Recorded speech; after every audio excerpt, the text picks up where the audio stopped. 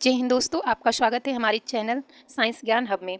आज का हमारा टॉपिक है सेल ऑर्गेनल्स यानी कोशिकांग। हम सेल के बारे में, सेल मेम्ब्रेन और सेल वॉल, कोशिका भित्ति और कोशिका झिल्ली के बारे में यानी तीन टॉपिक को हम कंप्लीट कर चुके हैं।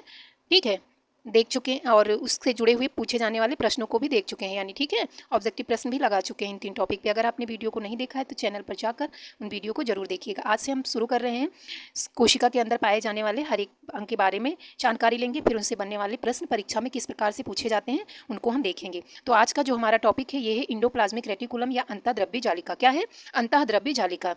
तो इस टॉपिक को देखने से पहले हम देखते हैं कि इंडो मेम्ब्रेन सिस्टम क्या है। क्या देखते हैं? इंडो मेम्ब्रेन सिस्टम, क्योंकि ये इस अंतःद्रव्य जालिका से जुड़े हुए ये हैं। तो अंतः क्या आपसे है? इंडो मेम्ब्रेन सिस्टम यानी अंतः झिल्ली तंत्र। क्या है? अंतः झिल्ली तंत्र। तो इंडो मतलब अंतः मेम्ब्रेन झिल्ली तंत्र यानी जाल, यानी एक झिल्लियों का जुड़ा हुआ जाल या तंत्र, इससे समझ में आ रहा है। तो यूकारियोटिक कोशिकाओं में क्या होता है कि प्रमुख 4 सेल ऑर्गेनल्स होते हैं, जैसे इंडोप्लाज्मिक रेटिकुलम, गोल्गी अपरेटस या गोल्गी काय बोलते हैं उन्हें, लाइसोसोम्स और वैक्यूल को हम रसधानी बोलते हैं। ठीक है, ये चारों आपस में मिलकर, ठीक है, झिल्लियों का एक जाल बनाकर रखती हैं और ये आपस में एक दूसरे का सहयोग करती हैं। इसमें क्या होता है? प्रोटीन और फैट्स यानी लिपिड्स का संश्लेषण होता है, संशोधन होता है और इनकी पैकेजिंग, इसमें चारों जो कोशिकांग है ये अपनी भूमिका निभाते हैं। इनकी पैकेजिंग होकर इन परिवहन के लिए एक साथ काम करती हैं। ठीक है, तो ये आपका था Indo membrane system. Indo membrane system समझ में आ गया कि इसमें क्या होता है? झिल्लियों की जुड़ी हुई एक नेटवर्क होती है जिसमें 4 सेल ऑर्गेनल्स शामिल होते हैं, जिसमें प्रोटीन का संश्लेषण होता है, संशोधन होता है, यानी उनका परिवहन करना है तो उसमें ये चारों मिलकर अपनी भूमिका निभाती हैं, उनकी पैकेजिंग करती हैं। ठीक है, तो अब हम देखते हैं अपने टॉपिक को। हमारा टॉपिक है इंडोप्लाज्मिक रेटिकुलम, अंतःद्रव्य जालिका। तो इसकी खोज पोर्टर ने की थी और उनके सहयोगियों ने 1945 में। कब की थी? 1945 में पोर्टर और उनके सहयोगियों ने की थी। अंतःद्रव्य जालिका पतली पतली नलिकाएं होती हैं। क्या होती हैं? पतली पतली नलिकाएं कोशिका द्रव में, आपस में ये नलिकाएं जुड़ के एक जाल बनाती हैं। ठीक है, और ये कोशिका द्रव में बिखरी हुई पाई जाती हैं, लेकिन ये जो जाल, नलिकाओं की जाल होती हैं, ये एक साथ में पाई जाती हैं कोशिका द्रव में। ठीक है, सामान्यतः ये केंद्रक के पास, ठीक है, और जो बाहर अंदर की तरफ जो नलिकाएं होती हैं ये केंद्रक के पास, और जो बाहर की होती हैं ये सेल मेम्ब्रेन से जुड़ी हुई पाई जाती हैं। सामान्यतः लगभग यही पाई जाती हैं। ठीक है, और इन नलिकाओं को हम किससे देखते हैं? सूक्ष्मदर्शी की सहायता से देख सकते हैं। जो इंडोप्लाज्मिक रेटिकुलम की नलिकाएं होती हैं यूनिट मेम्ब्रेन या एकक कला की होती हैं। कैसी होती है? यूनिट मेम्ब्रेन होती हैं।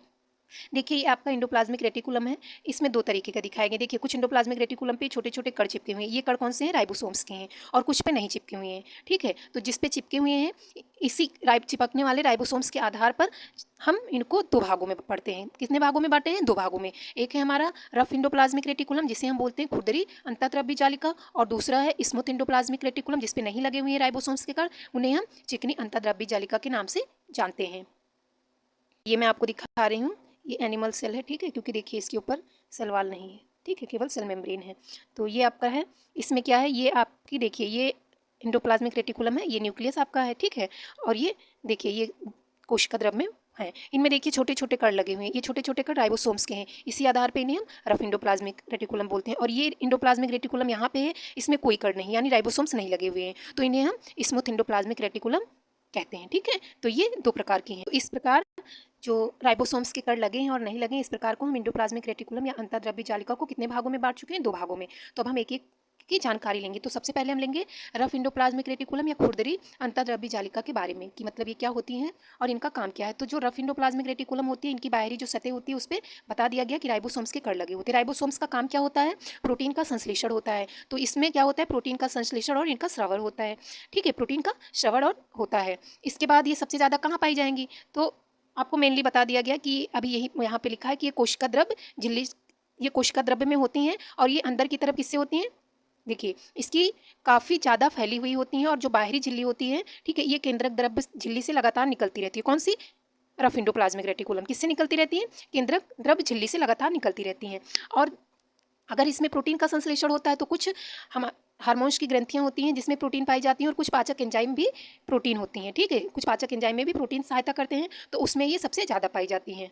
अब हम देखते हैं स्मूथ इंडोप्लाज्मिक रेटिकुलम या चिकनी अंतःद्रव्य जालिका। तो इसमें राइबोसोम्स ना होने से इन्हें चिकनी कहा जाता है। इसमें क्या होता है? लिपिड्स, वसा यानी फैट्स का संश्लेषण होता है। अगर इस पर लिपिड्स या वसा का संश्लेषण होता है तो ये सबसे ज़्यादा कहाँ पाई जाएंगी? कोलेस्ट्रॉल, फास्फोलिपिड्स और स्टेरॉइड बनाने वाली कोशिकाओं में ये सबसे ज़्यादा पाई जाती हैं। ठीक है, किसमें? फास्फोलिपिड्स, स्टेरॉइड्स और कोलेस्ट्रॉल बनाने वाली कोशिकाओं में ये सबसे ज़्यादा पाई जाएंगी। इनको हम सार्कोप्लाज्मिक जालिका के नाम से भी जानते हैं, क्योंकि क्या करती है, जो मांसपेशियों की कोशिकाओं में क्या होता है, सार्कोप्लाज्मिक होता है ना, वहाँ पे जो मांसपेशियों की कोशिकाएं होती हैं उसमें ये कैल्शियम को स्टोर करके यानी भर के रखती हैं, कैल्शियम को ये भर के रखती हैं। इसी आधार पर हम इन्हें सार्कोप्लाज्मिक जालिका के नाम से जानते हैं, ठीक है। और इनका एक मुख्य कार्य होता है डिटॉक्सिफिकेशन। डिटॉक्सिफिकेशन मतलब होता है कि जो टॉक्सिक पदार्थ है उन्हें शरीर से बाहर निकलना। देखिए, मतलब आप ये समझिए कि जैसे किसी व्यक्ति ने गांजे का सेवन किया है, अगर हम उसकी आज ही उसी दिन जांच करवाते हैं तब तो उसके ब्लड में निकल जाएगा कि इन्होंने गांजे का सेवन किया है, और 4 दिन बाद अगर चेक करवाते हैं तो नहीं निकलता है, क्योंकि जो स्मूथ इंडोप्लाज्मिक रेटिकुलम है ये क्या करती हैं, इनका फिल्ट्रेशन करके यूरिन के माध्यम से,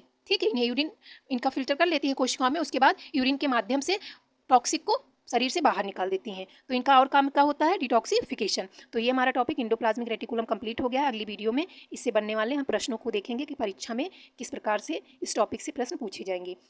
धन्यवाद। वीडियो को देखिए, अच्छा लगे तो लाइक करिएगा, वीडियो को देखिएगा, अच्छा लगे तो लाइक करिएगा और अपने दोस्तों को बीच शेयर करिएगा जिनको इस प्रकार की जानकारी चाहिए। और मैं बायोलॉजी के हर टॉपिक पे वीडियो बनाऊंगी।